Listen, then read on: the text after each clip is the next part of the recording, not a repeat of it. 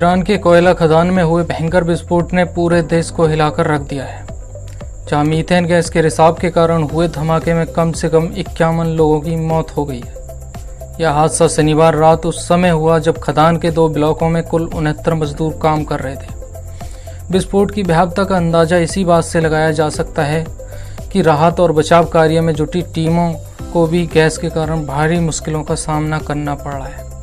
Iran के राष्ट्रपति Masoud Pezeshkian ने हादसे पर गहरा दुख जताते हुए जांच के आदेश दिए हैं। आदाब, नमस्कार, मैं नदीम खान और आप देख रहे हैं भारत हिंदी। पिछले कुछ दिनों से या महीनों से आखिर ईरान बार बार हादसों का शिकार क्यों हो रहा है? क्या ये महज एक हादसा है या फिर कोई साजिश? क्या कह रहा है ईरान का सरकारी मीडिया और क्या कहा है ईरान के राष्ट्रपति मसूद पेजेश्कियान ने? पूरी जानकारी के लिए वीडियो को पूरा देखें, साथ ही लाइक करें, शेयर करें और सब्सक्राइब करना ना भूलें। आपने सुना होगा 19 मई 2024 ईरान के पूर्व राष्ट्रपति इब्राहिम रईसी की एक हेलीकॉप्टर हादसे में मौत हो जाती है। हादसा कैसे हुआ इसका अभी तक कोई पता नहीं चल सका, लेकिन ईरान के सरकार ने इस हादसे की वजह खराब मौसम और घना कोहरा बताया। तब यह मामला शांत ही था कि अचानक बीते 17-18 सितंबर को लेबनान में बहुत ही रहस्यमय तरीके से पेजर, वॉकी टॉकी और अन्य इलेक्ट्रिक आइटम में भयंकर विस्फोट हुए, जिससे लेबनान ही नहीं पूरी दुनिया अचंभित रह गई। और हो भी क्यों ना, क्योंकि रोज़मर्रा के साधन में इस तरह का बम लगाना एक कायराना और आतंकित घटना है। इस घटना के बाद सबकी सुई इजराइल की तरफ घूम गई। हालांकि इजराइल की तरफ से भी ऐसी कोई प्रतिक्रिया नहीं आई है। इस घटना के बाद ईरान सतर्क हो गया और ईरान अब हादसे को साजिश के तहत भी जांच करना चाहता है। हाल ही में ईरान ने पूर्व राष्ट्रपति के हेलीकॉप्टर हादसे की दोबारा जांच के आदेश दिए। इसलिए हो सकता है कि कोयला खदान में हुआ हादसा भी लेबनान की एक साजिश का हिस्सा हो, लेकिन ईरान की तरफ से अभी ऐसी कोई प्रतिक्रिया नहीं आई है जिससे इसे एक साजिश माना जा सके। ईरान के सरकारी मीडिया ने अभी इसे महज एक हादसा बताया है। ईरान के दक्षिण पूर्व में स्थित तवास खदान लगभग 30,000 वर्ग किलोमीटर के क्षेत्र में फैली हुई है, जो ईरान की सबसे बड़ी और समृद्ध खदानों में से एक मानी जाती है। तवास खदान में शनिवार रात हुए भीषण विस्फोट में कम से कम 51 लोगों की जान चली गई और दर्जनों मजदूर अभी भी फंसे हुए हैं।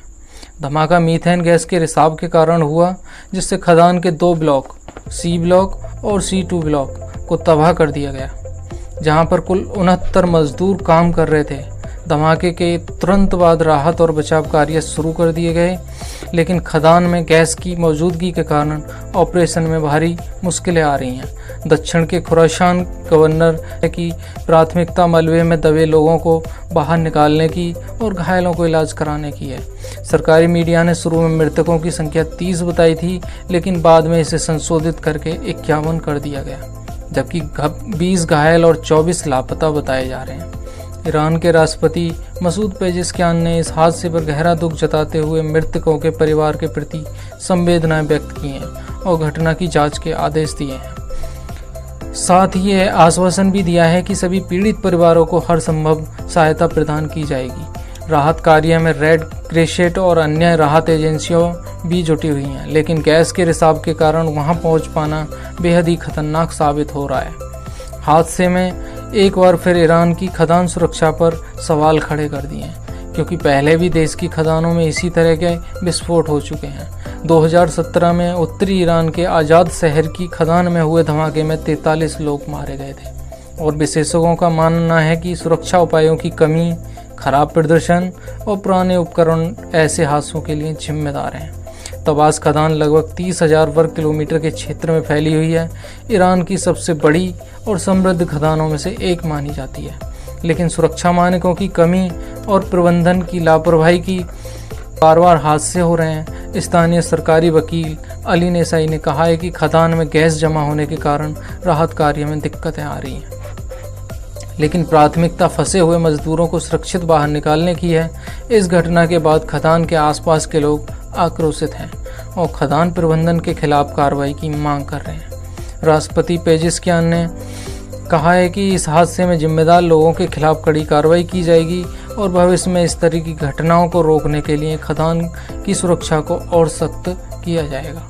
उन्होंने कहा है कि देश की खदानों में सुरक्षा उपायों को दुरुस्त करना सरकार की प्राथमिकता है और खदान कर्मचारियों के लिए बेहतर कार्य निश्चित की जाएंगी।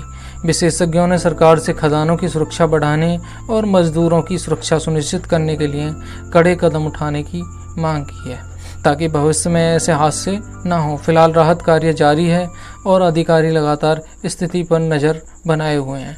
जैसे जैसे राहत और बचाव कार्य आगे बढ़ेगा हम और जो भी जानकारियां सामने आएंगी हम आपको ताज़ा अपडेट देते रहेंगे। धन्यवाद।